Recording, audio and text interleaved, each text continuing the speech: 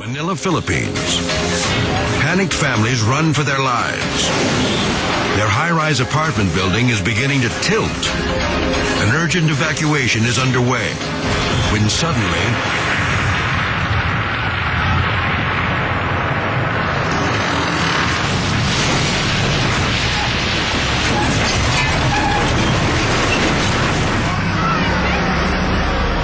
men, women, and children are still running for safety when the foundation gives way. The building rips through power lines, threatening to ignite the entire neighborhood.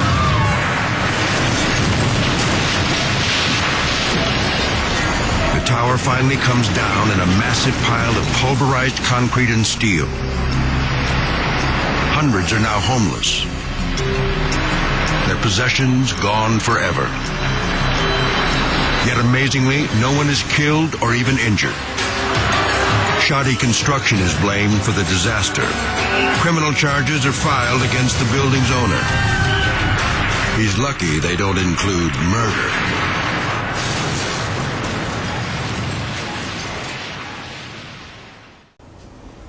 Muito bem, desde o jardim da infância até minha pós-graduação na COP, na Ilha do Fundão do Rio de Janeiro, eu estudei em escolas públicas.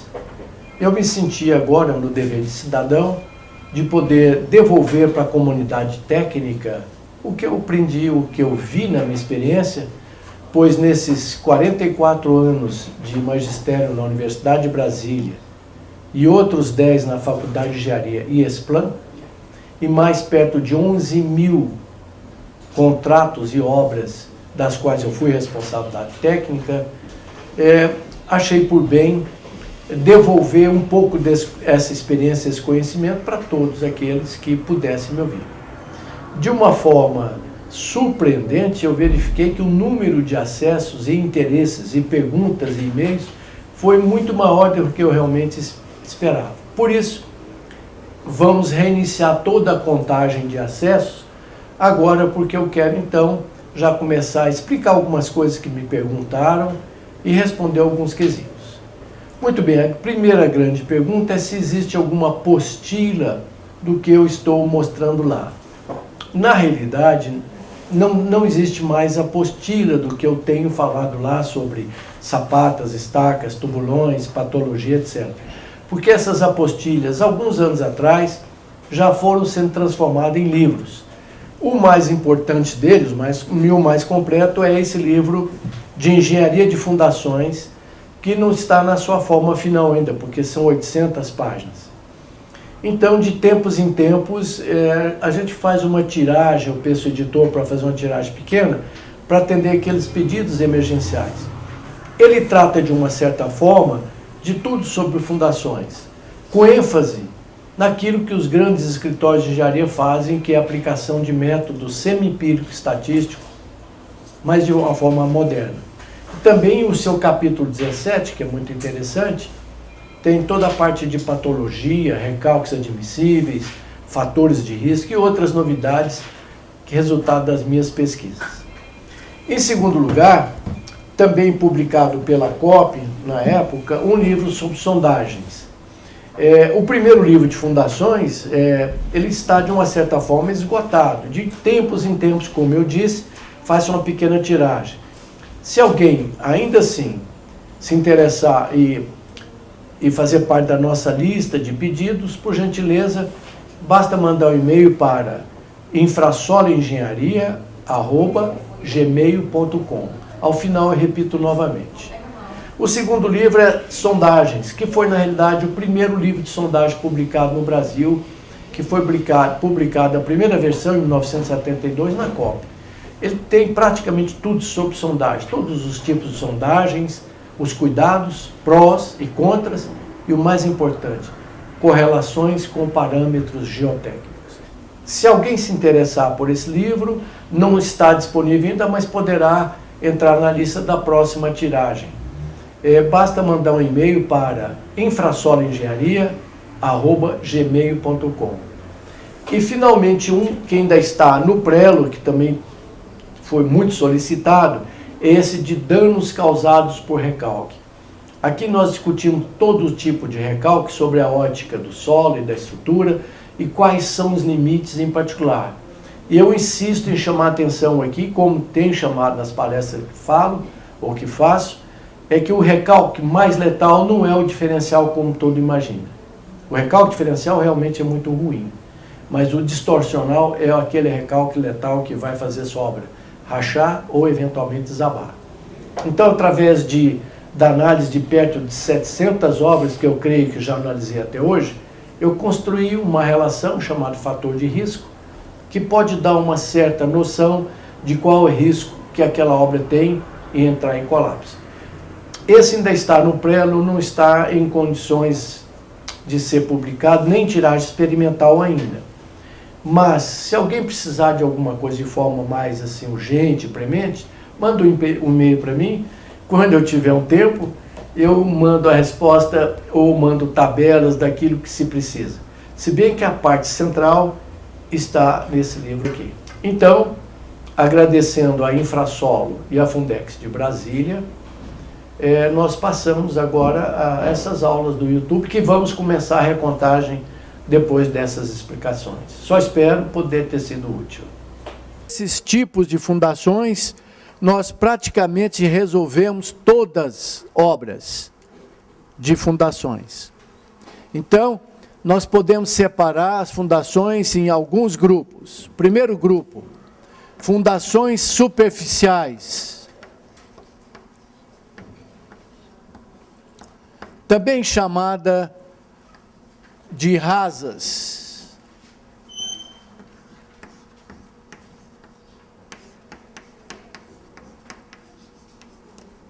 Também chamada de diretas. Aqueles que estão anotando podem anotar a definição.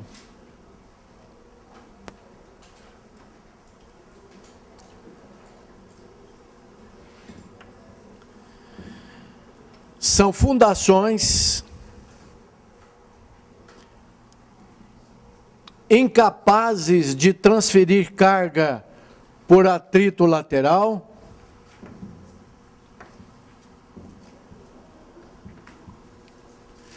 cuja profundidade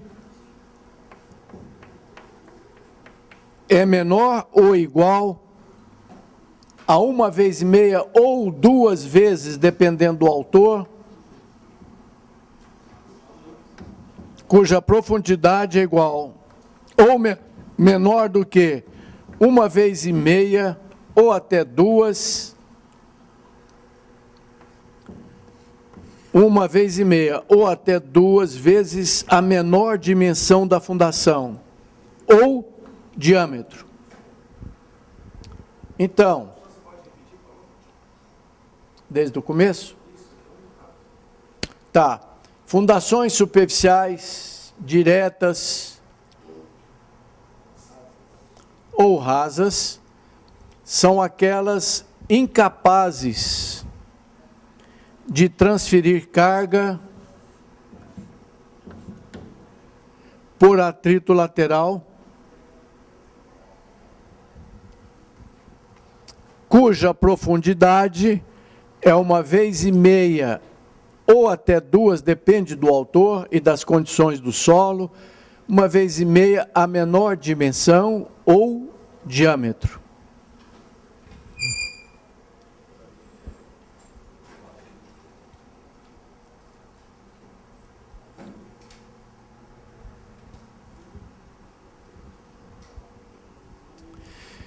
Muito bem, essas fundações transferem toda a carga que recebe do pilar para a base.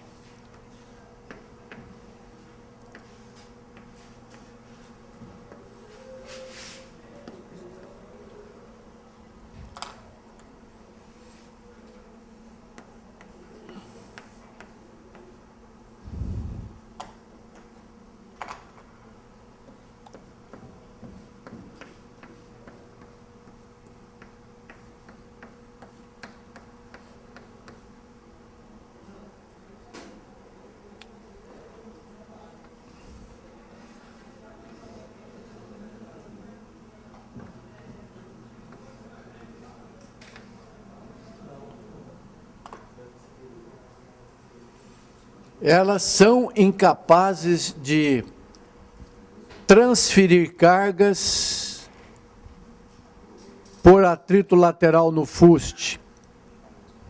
Nós, no fuste, ou no colarim, ou no pescoço da sapata, ou pilarete. Nós veremos durante todo o desenvolvimento do curso que, em geral, uma fundação transfere carga. Pode transferir por atrito lateral, como está aqui no giz. Depois eu vou explicar isso melhor. Ela pode pegar a carga de um pilar e transferir só por atrito lateral, gerada pela tensão cisalhante entre o meu dedo e o giz.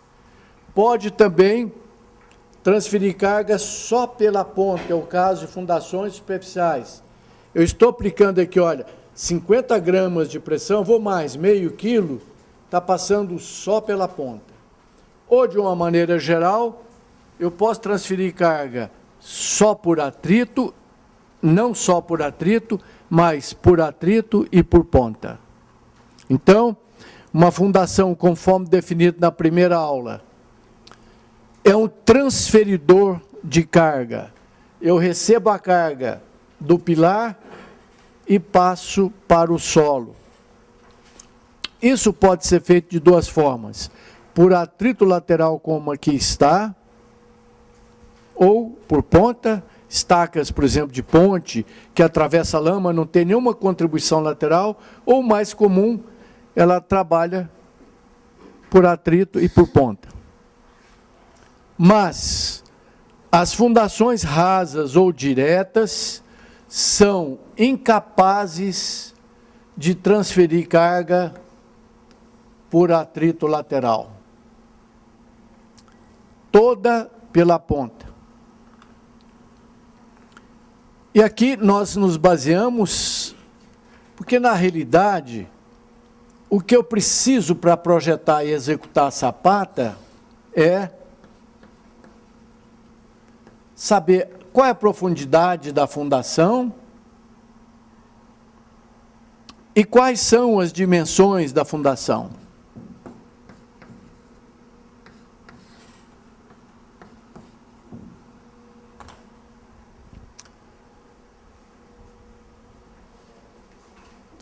Muito bem. Todos vocês já viram o laudo de sondagem, mas eu vou trazer aqui um laudo de sondagem para vocês só relembrarem. Há uma recomendação na prática de que não se coloca a fundação em terreno com menos de 20 golpes na sondagem, aqueles 20 golpes para fazer cravar 30 centímetros. É possível, em alguns casos, implantar fundações até em terrenos de 10 golpes, mas há um risco muito grande de se ter recalques a longo prazo, e esse recalque vai trincar a sua obra ou vai fazer ela desabar. Então, a profundidade normalmente das fundações superficiais é escolhida pela sondagem. Nós vamos fazer isso várias vezes, nós veremos isso durante o curso todo. Não é bom implantar nenhum tipo de fundação com SPT, que é o índice da sondagem, com menos de 20 golpes. É possível, em alguns casos, isso acontecer, mas são casos especiais, precisa tomar cuidado. Quer dormir em paz? Faz o que a Bíblia diz, implante a sua casa em rocha. Então, 0, 10, 20, 30, 40. Esse é mais ou menos um diagrama esquemático. Você vai tendo furos de sondagem, valores da penetração por aqui, mas o ideal é implantar qualquer tipo de fundações, estacas, tubulões, fundações superficiais, em terreno com SPT acima de 20.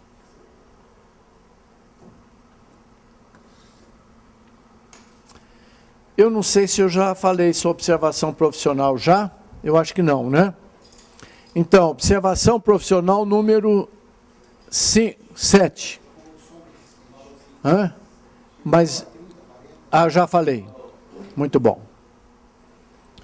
Por que a fundação superficial não é capaz de transferir carga por atrito lateral, como eu estou segurando esse microfone? Só atrito lateral entre minha pele e a peça de aço aqui polida.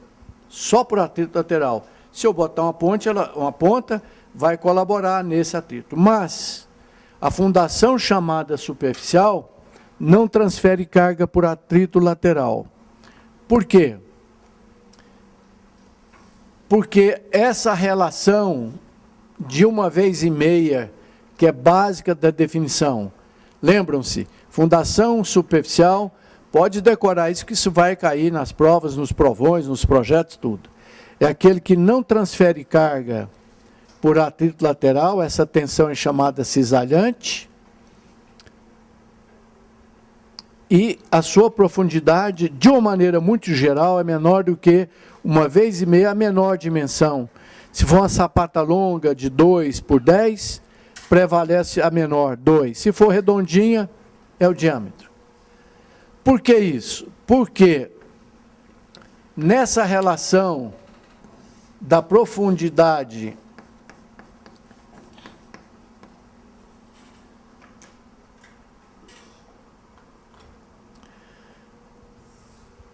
com o tamanho da sapata,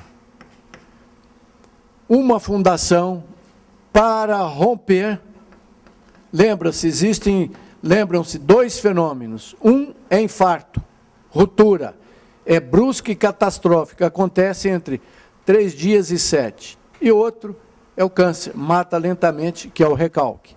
Então, para que haja a ruptura, ou seja, quando a carga do pilar atinge a carga de ruptura, a fundação entra no chão. Não estou me referindo à ruptura do concreto. Como eu disse na primeira aula, eu já examinei 402 obras reforçando fundações. Só 4 delas, ou no máximo 5, não me lembro, tinha ruptura no concreto. O restante era o solo. O solo rompe, igual ao concreto, trinca. O solo, quando é pressionado a chegar na ruptura, ele gera uma trinca e formando uma ponta debaixo da sapata, ou da fundação, ou do tubulão da estaca. Como não é possível empurrar isso até o Japão, porque a pressão é muito grande, ela desvia essa força para a lateral, e geralmente o prédio ou a ponte tomba para um lado e levanta uma massa de solo, quando o fenômeno é um fenômeno de ruptura. Muito bem. Essa trinca no concreto aí, normalmente ela pode acontecer quando o terreno é mais rígido, digamos, uma rocha? A pergunta dele é se essa trinca no concreto pode acontecer. Se não nessa aula, na próxima eu vou falar sobre estruturas críticas.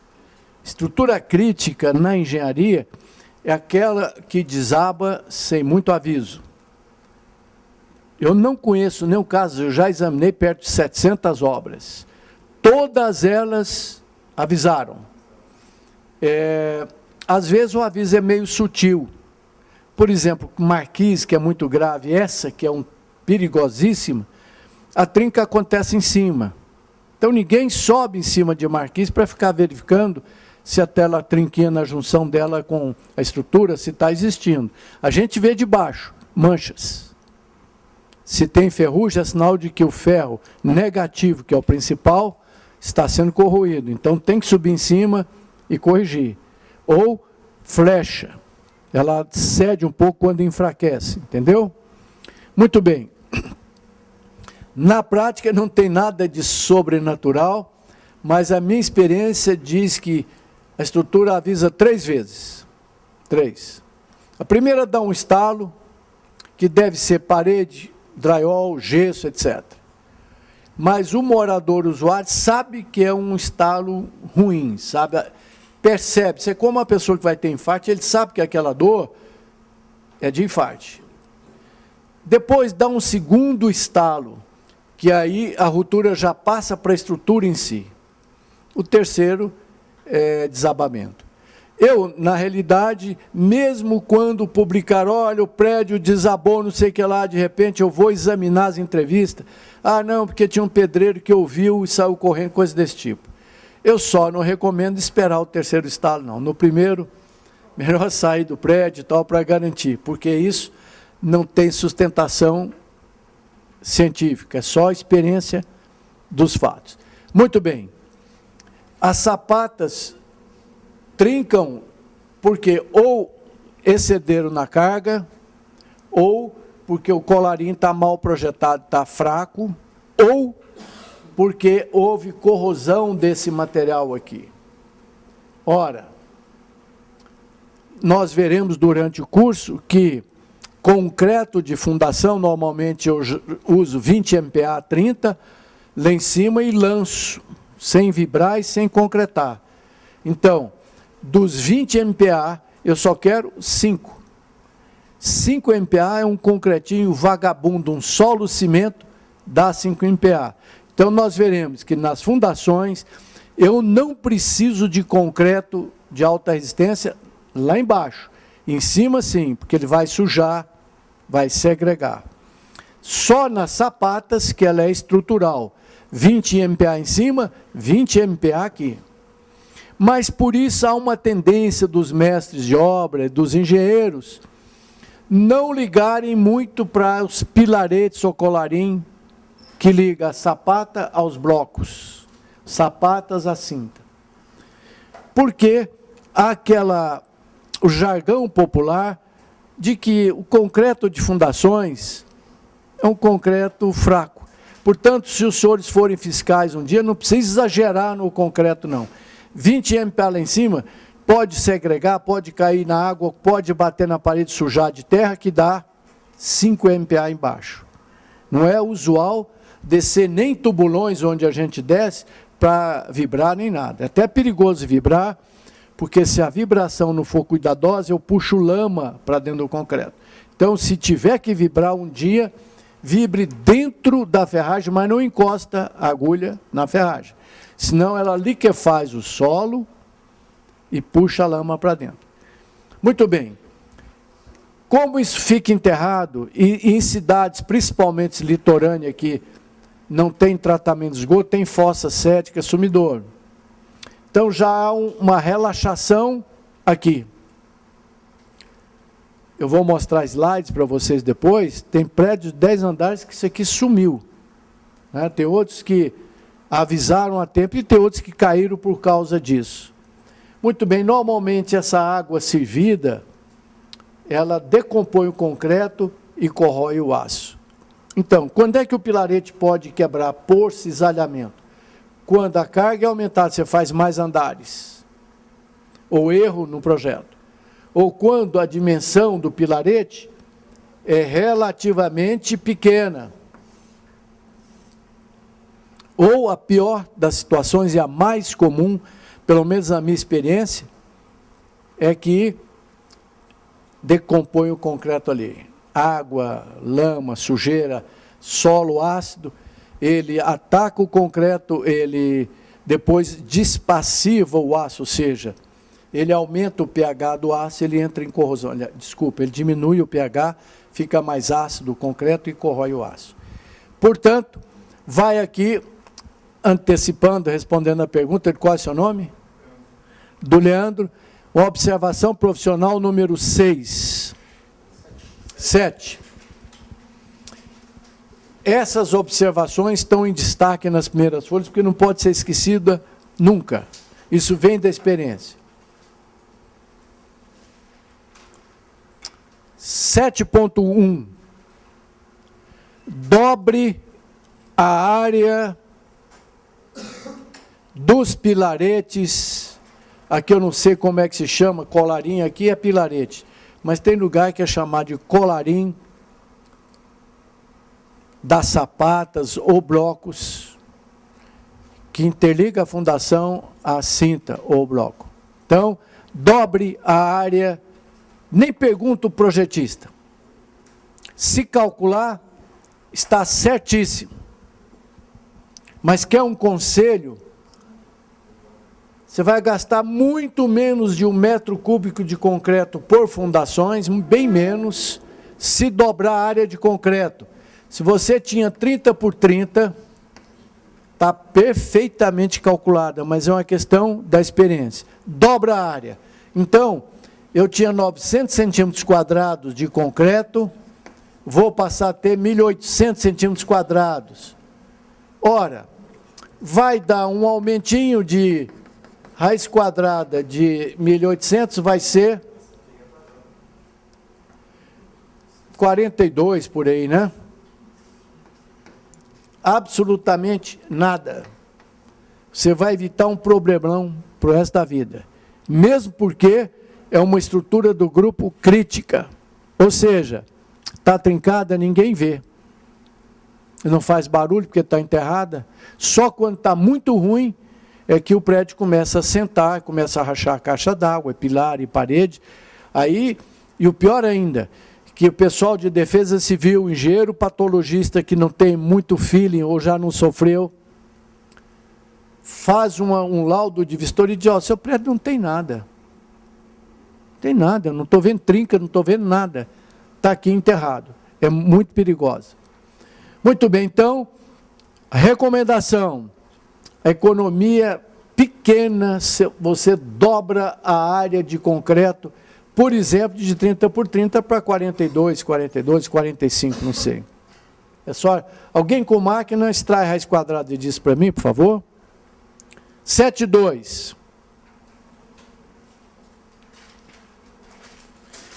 Dobre a área da seção de ferros.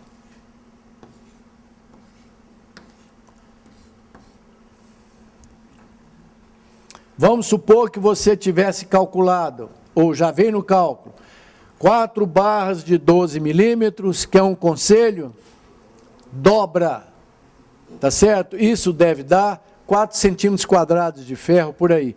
Põe 8 centímetros. Sabe quanto custa isso? 0,0. Você pode usar ponta de ferro. Porque isso costuma ter, veja bem, não é bom nunca, jamais coloque a fundação sem enterrar ela. A 0 metros é ruptura eminente. Porque esse solo é expulso facilmente. Sempre é 1 metro, 1,5 metro ideal, mesmo porque seu vizinho pode um dia escavar, pode haver uma erosão, e essa faixa é uma faixa de muito entulho. Então, 1,5 metro. Se você tiver uns 60 centímetros, se for sapata flexível, ou 1 metro se for bloco, vai ter 50 centímetros de colarinho. Sobra de ferro, você coloca toda ali. Vai ganhar uma segurança adicional a custo zero. Então, voltamos ao assunto. Para haver ruptura de qualquer material, inclusive no concreto, rompeu por compressão. Aqui não dá, mas se tiver um tempinho depois, eu dou uma aula sobre patologia e interpretação de trincas, é o que eu faço o dia inteiro. Pilar trincou por compressão, cuidado. Você tem, eventualmente, o principal inimigo das obras não é tensão, não é ruptura por compressão, é cisalhante. Realmente, quem provocou? Compressão, mas ela rompeu por cisalhamento. Cisalhamento implica no deslizamento de uma partícula em relação a outra. Isso é um nome maravilhoso espanhol, cisalhamento. Implica em movimento de partículas. Recalque não.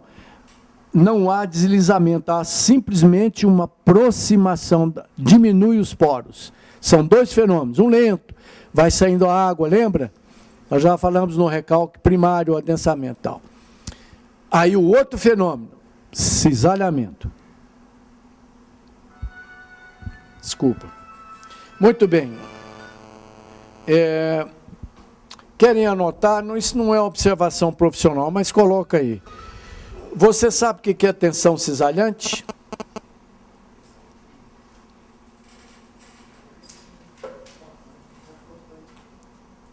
O cortante provoca uma tensão cisalhante.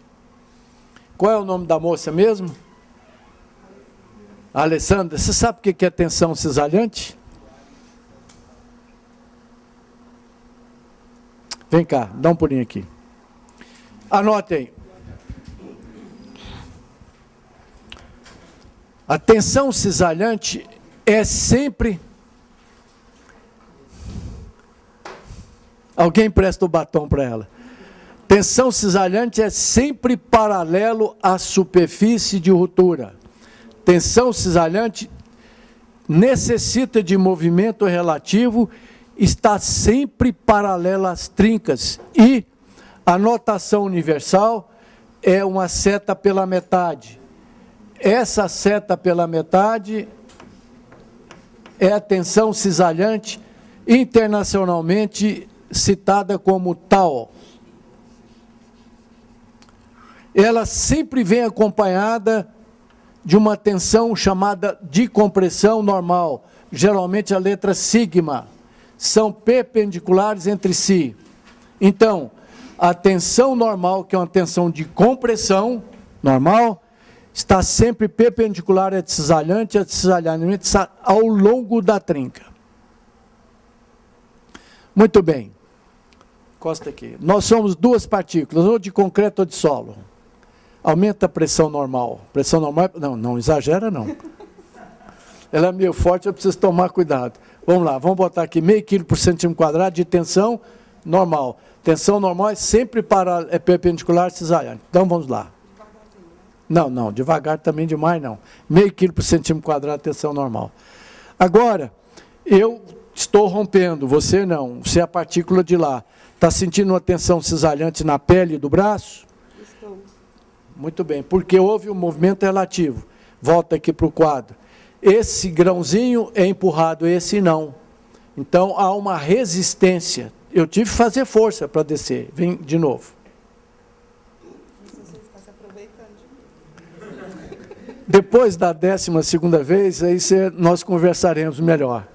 Mas vamos lá, agora nós dois vamos agachar, ou seja, nós dois estamos, não tem movimento relativo. Vamos lá? Sentiu o cisalhamento do braço? Não. Na sapata, esse grãozinho aqui, olha, não descola do colarinho, desce tudo junto. Vai descolar aqui, olha. Se fosse uma estaca, não. Como a estaca é muito funda, as tensões, a pressão da própria terra faz a trinquinha voltar para aqui. A hora que a trinca volta por aqui, significa dizer que esse grãozinho está deslizando, gera uma tensão cisalhante. Então, dois conceitos. Cisalhante sempre tem movimento relativo entre partículas. E outra, é sempre para... Pode decorar que vai cair na prova. Engenheiro acha que não tem que deduzir tudo, que nosso raciocínio é cartesiano. E é mesmo.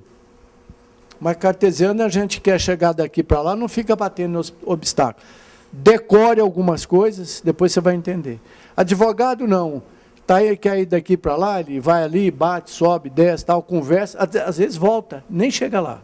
Não é o nosso caso. Muito obrigado. Muito bem. Então, por que é que a fundação superficial não transfere carga por atrito lateral? Está aqui, olha, atrito lateral puro. Se romper, cisalhamento vertical aqui, olha, a trinca não está aqui, olha, cisalhamento. Então, ele não transfere carga, porque como ela é rasa, e quando é que ela pode ser chamada de rasa? Não sei. Depende da largura. Mas quando isso acontecer, esse solo é empurrado para cima. Deixa eu ver aqui um exemplo bem conhecido disso. Ah, está aí. Você está andando na praia.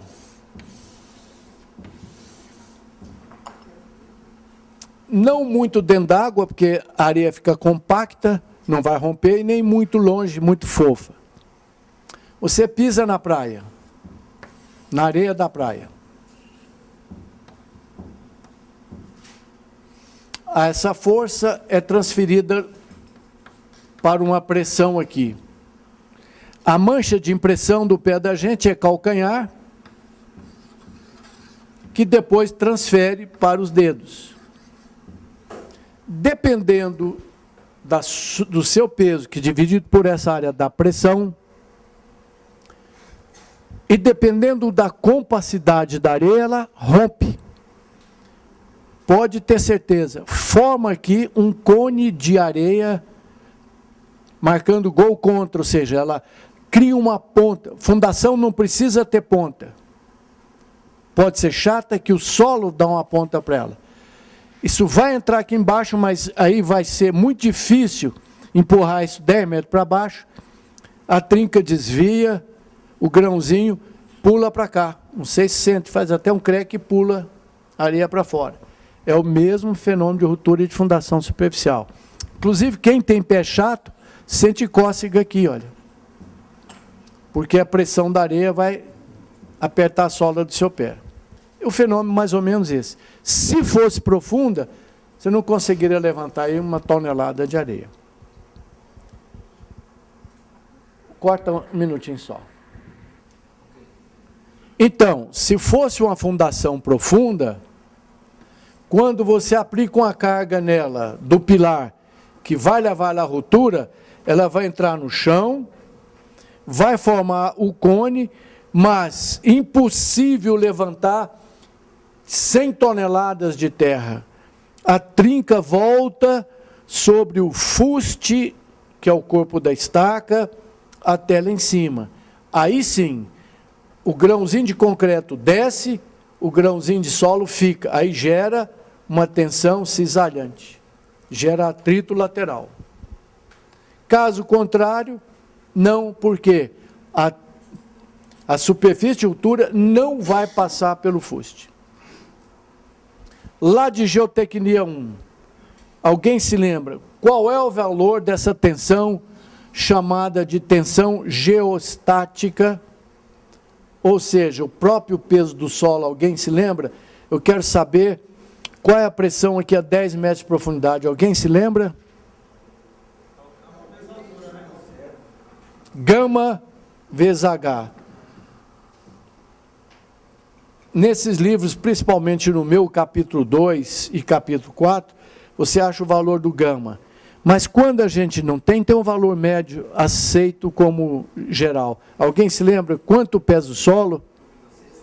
1,6. Então, se eu tenho uma estaca de 20 metros de profundidade, vai dar 1,6 vezes 20, que dão 32 toneladas em cada metro quadrado. Então, esse solo não levanta. Ele é conduzido para aqui, para o fuste, que é a filosofia central do cálculo. Muito bem. Então, nós temos as fundações superficiais, que é a primeira família de fundações. Em algumas regiões do Brasil, como é o caso de Brasília, não é possível usar fundação superficial. Nem radier, nem sapata corrida, nem alicerce. Porque o nosso solo tem um problemazinho congênito, que é o colapso. Se chover, ele vai perder resistência. Portanto, as nossas fundações, em geral, têm que ser profundas. Quase todo esse solo vermelho do Brasil tem essa doençazinha congênita, que é um solo colapsível. Tá? Muito bem. Então, nós temos as sapatas.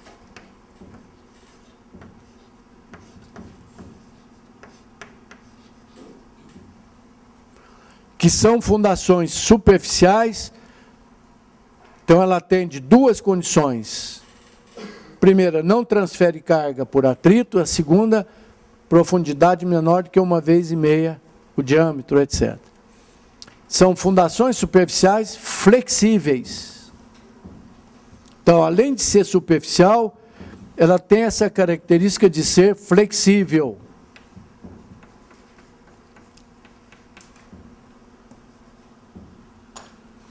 Em geral, não é uma regra absoluta, mas quando a alturinha da sapata for menor ou igual a 1/4 do seu lado menor,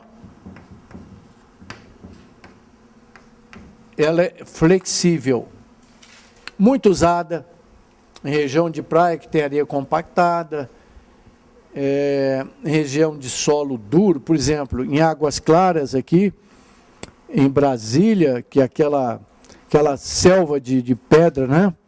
Tem locais, cuidado, é muito traiçoeiro o solo lá, tem locais que eu tenho que fazer estaca tipo hélice, com 25 metros de profundidade de terreno, péssimo. Tem locais que eu faço sapata. Acabei de fazer sapata lá ano passado para um prédio de 28 andares. Sapata, 2 metros de profundidade. Terreno muito bom, 40 golpes, 50, bem raso. Então, quando ela é flexível, o que acontece com a estrutura flexível? O que ela tem que ter para não quebrar? Aço. Então, ela tem que ser armada. E o concreto não é aquele concretinho de 5 MPa, não. É um concreto de 20, 30 MPa. Muito usada. Então, ela é estrutural. Então, o concreto é estrutural e armada. Tem uma outra fundação superficial, também que depende só da estudo de custo, chamada bloco de fundação. Não confundir com bloco de coroamento.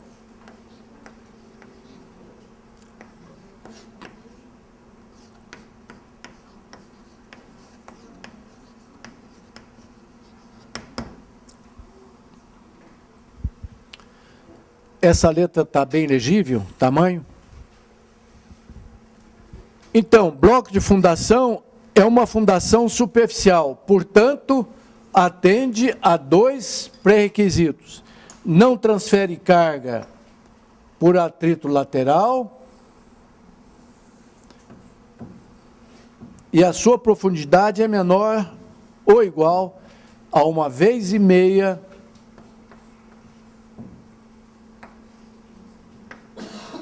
a menor dimensão, só que é um bloco rígido.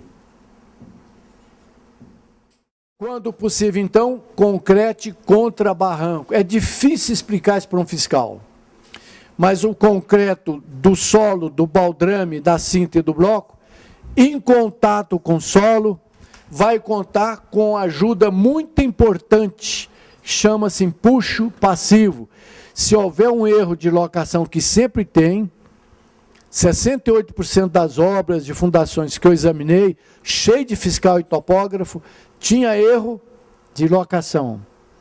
Depois eu vou mostrar mais tarde que 10% do diâmetro você pode errar, que não tem problema nenhum. Ou seja, um tubulão de 1 metro, se errar 10 centímetros, pode continuar dormindo em paz. Então, melhor concretar contra barranco, porque você vai contar com uma ajuda muito boa, chamado empuxo passivo. O nome é o nome trocado errado, passivo é o maior. Vai economizar uma escavação maior, porque quando você vai botar forma, tem que ter um espaço para o carpinteiro entrar. Vai economizar madeira, vai economizar mão de obra para fazer a forma, vai economizar a retirada da madeira, vai economizar a compactação, porque ela não pode ficar frouxa. É muito comum encontrar tábua podre e tal, a fundação está solta do solo, isso é um problema. Vai ganhar com tudo isso o empuxo passivo. Portanto, basta chapiscar a parede, desde que seja um solo coesivo, senão ele fecha. E coloca uma cama de brita no fundo, compacta bem, que ele vai te ajudar numa necessidade maior, que é o recalque imediato. Tá bom? Muito bem, pois não.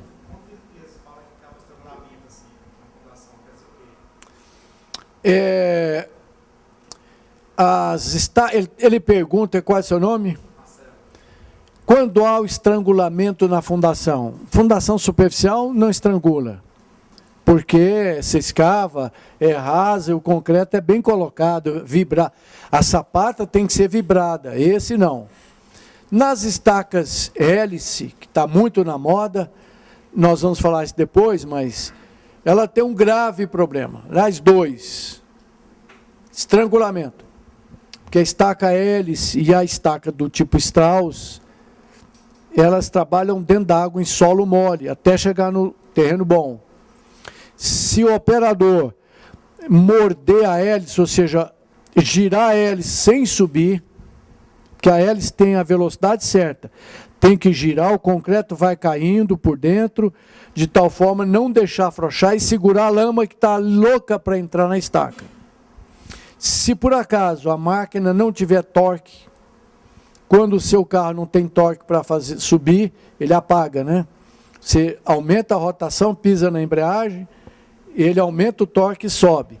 Então, quando a máquina é fraca, tem torque baixo, na hora de tirar, a máquina apaga. Ela não tem força para arrancar por causa do atrito lateral. Aí o operador, muito malandramente, dá uma mordida, ou seja, ele gira o trado para quebrar o atrito sem subir. Ora, isso é um helicoide. Não sei se você já viu silo de soja, tem aquele helicoide rodando. O helicoide sobe? Não. O grãozinho sobe na pá. Ele transporta o grão e o silo, o helicoide, a hélice fica paradinha, ela só gira. Ora, se ele girar sem subir junto, o solo que estava aqui é como se fosse o grão de soja. Ele sobe, quando ele sobe fica um vazio, a lama entra. Também há casos onde não há mordida, mas que se atravessa uma camada de solo muito mole, muito ruim, ele pode pressionar o concreto, mas o concreto pesa mais do que o solo, então ele empurra o solo, em vez do solo empurrar ele. Mas é um dos grandes problemas da hélice, estrangulamento do fuste. Às vezes fica só uma camada de lama. O outro problema que nós falaremos com mais detalhe é a ferragem. Você primeiro enche de concreto, depois coloca a ferragem. Se demorar, não enfia mais a ferragem. Eu recomendo fazer a ferragem estribada e dividir ela, e outra espetada com marreta. Vamos supor que você calcule tenha 12 ferros de 1 polegada, inclusive ferro mais grosso. 6 você enrola no estribo, que vai descer pressionado, e 4 espeta na marreta para ele descer. Porque é até muito comum a ferragem não descer, porque demorou a concretagem, coisa assim. Apesar de que o concreto tem um slump altíssimo, 20, é fluido. Mas se esperar 1 ou 2 horas, você não coloca mais o ferro. Entendeu? Muito bem. Então, temos um terceiro tipo de fundações, que quando possível é o melhor.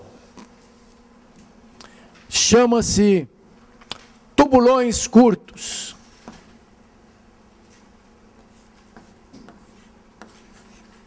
Nós veremos mais tarde que tubulões propriamente dito são fundações profundas onde sempre prevê a descida de alguém dentro.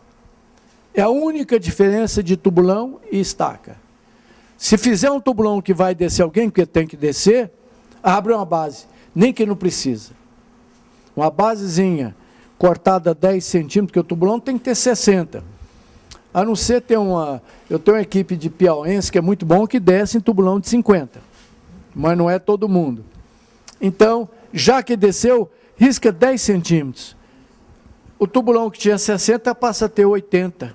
Faz uma basezinha, porque o tubulão leva vantagem. Você limpa o fundo, rapa, deixa um terreno muito bom. Ora, um tubulão de 60 tem área de 0,28 metros quadrados. Um tubulão de 80 tem meio metro quadrado. Você dobra a área gastando uma lata de concreto. Você dobrou a força.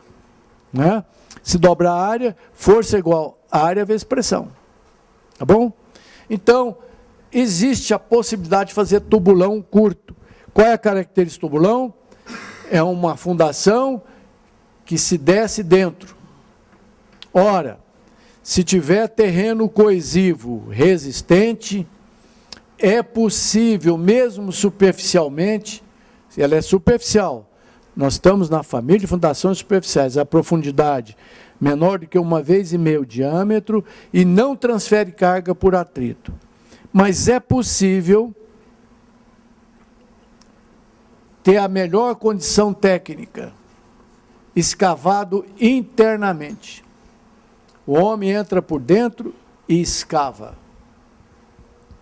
Quando possível, quando for segura, precisa tomar cuidado. Às vezes tem gente escavando aqui, tem caminhão de concreto aqui em cima. Precisa tomar cuidado.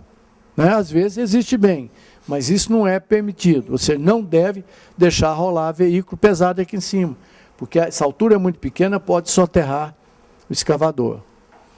Então, é um tubulão porque é feito por homem. Pode ser por máquina, mas não existe máquina que alarga a base. Não existe ainda uma máquina boa. Nós temos uma que alarga até 1,40 m, mas tem que descer alguém para limpar e tal. E tem base de 5 metros de diâmetro, 6. Eu já fiz perto de 1000 bases de 8 metros de diâmetro, tamanho dessa sala. Isso é comum. Então, tubulão curto, desde que você mantenha os 60 graus, ele é estável, você escava, enche de concreto. Não precisa escavar a caixa. Aqui você tem que escavar antes a caixa. Tem o custo de tirar a terra para cima. E se chover, vira uma lambreca, porque a água cai aqui e vem direto para a cava, vai amolecer o seu solo. Depois tem o custo de trazer a terra para cá, e isso tem que ser compactado a cada 30 centímetros, aqui e aqui. Senão vai virar um foco de infecção, ou seja, esse terreno fofo vai armazenar água que vai amolecer a base. A sua laje de piso vai quebrar aqui, em volta do pilar, simulando um recalque, que é um problemão, mas vai ver, é simplesmente porque o aterro ficou mal compactado. Então, o solo fica original. Eu preservo todas as tensões, cisalhantes e tal. Não preciso escavar, economia 1. Não preciso reacterrar, economia 2. E tem muito mais condição técnica. Pois não? Como é que é assim na prática? Você já não 60 graus, o cara fazer isso lá, a pessoa entra... A gente vai calcular isso, mas isso é muito fácil. Você já tem o diâmetro da base. Já tem, porque nós vamos calcular o tamanho da base. Se é 60 graus... tangente desse ângulo é cateto oposto sobre adjacente. Calcula a altura fácil. Ele, na realidade, esse tipo de fundação escavada manualmente, eu primeiro escavo só o fuste. Desço, tubulão, eu desço. O terreno está bom. Existe um estiletezinho padrão. Aliás, alguém precisa patentear um esclerômetro de solo, que funciona bem. Nós descemos por experiência, por comparação, eu sei que esse terreno está bom. Calculo para 4 quilos por centímetro quadrado. Ou seja, uma pressão que não vai nem recalcar e nem romper. Aí, tá ok? Alarga a base. Mas lá no projeto já tem altura. Fácil de calcular. Isso aqui, olha, eu tendo a base, tem um fuste, isso aqui... tangente desse ângulo é o tronco que eu quero. Não, às vezes tem... A norma está recomendando base no máximo 2 metros de altura, mas essa norma foi feita por quem fabrica a máquina, para tirar o tubulão do mercado. Ou para fiscal do trabalho, que morre de medo porque nunca desceu dentro do tubulão. Eu já fiz 40 mil, eu desci pessoalmente em 12 mil tubulões e estou aqui, eu acho que não é... assombração nem nada, estou em carne e osso, entendeu? Muito bem, se for uma base alta, ele põe uma escada, mede, né? 4 metros, põe uma escadinha e começa a escavar, fica maravilhoso. Se eu tiver uma obra segura, relativamente, todo mundo vai descer no tubulão. Muito bem, então, uma outra excelente fundação, a melhor superficial, é o tubulão curto. Tem um senão, tem que ser terreno coesivo, resistente, porque senão feche sua terra pessoa. E finalmente,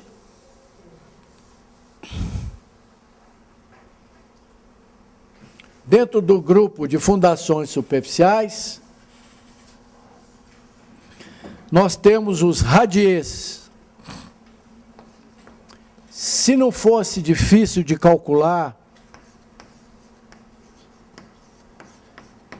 e obriga a se fazer uma provinha de placa no terreno, seria a melhor fundação. O que é o radier? É uma placa de concreto, transmite pressões baixas para o solo, né? Você imaginou que legal se eu fizesse escavação do subsolo e fundia uma placa lá e pronto, subiu o prédio? É possível, mas é chato de calcular, impreciso e tem que fazer ensaio. Então nós temos os radiers flexíveis.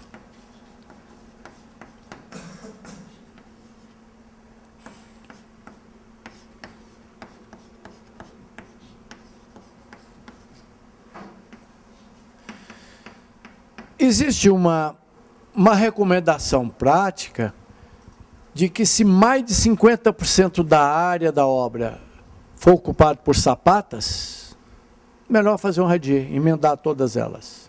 Baixa pressão, porque aumenta a área, baixa pressão. Mas cuidado que o radier pode quebrar. E o mais barato é esse flexível. O que é o flexível? É uma placa que vai receber todos os pilares. Então eu posso ter uma série de pilares aqui, olha. O grande perigo e o problema é ela quebrar por ser baixinha. Meio metro, 40 centímetros, 60, depende da obra. Então, possivelmente é a fundação do futuro. Mas tem que se fazer ensaios. E hoje, com computadores ágeis, vai dar para calcular bem, métodos, elementos finitos. Eu me lembro que a primeira vez que eu calculei um radier, nós usávamos... eu usava um computador, um IBM 1130, o famoso Galileu, tinha 8K de memória. Vou repetir. 8K de memória, que é muito menos do que o celular desse. Para rodar o programa, não tinha monitor, era conversado com esfera. Tinha que furar cartão. Esse programa era gigantesco. Eu tive que dividir ele em, sei lá, acho que 7 partes. Resolvi um pedaço, pôr no computador, levava 1 hora cada. Então, ele imprimia com aquela esferinha.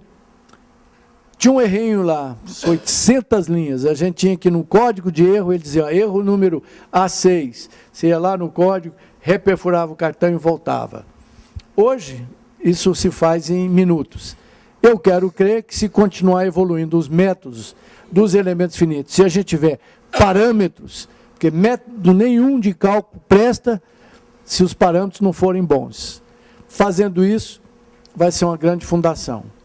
Então, nós temos o radier flexível, e se desconfiar que ele vai fletir muito, vai quebrar o prédio, nós fazemos o radier rígido, ou, antes, semi-rígido, ou radier grelhado. O que eu faço? Para enrijecer ele, eu faço uns sistemas de viga em cima. Então, faço vigas... E aqui, então, apoio os pilares. Às vezes eu faço viga nos 2 sentidos. É lógico que aí começa a perder a beleza. Vista em planta, seria uma coisa mais ou menos assim, uma retícula desse tipo, olha. Chamado de radier grelhado.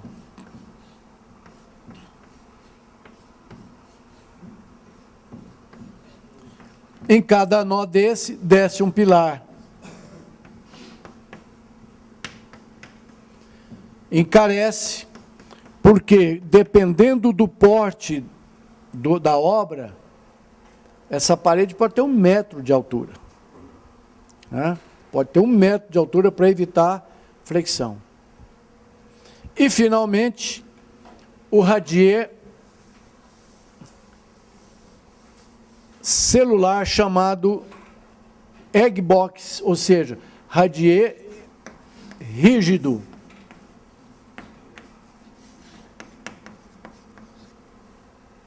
Chamado também de caixa de ovo. ele tem fundo e tampa, bom para reservatório, ele pode até girar, mas não quebra, não dá um recalque diferencial nem distorcional entre eles. Então, metrô, galeria de transceptores oceânicos, galerias de águas pluviais ou de esgoto, normalmente se faz um celular, ou para prédio também, pode descer o pilar aqui. Não é um radier barato, porque tem muito concreto. Se fosse possível, melhor seria uma estaca em profundidade. Muito bem, podemos fazer um break nessa aula agora, né, porque senão termina o curso hoje, a intenção não é essa.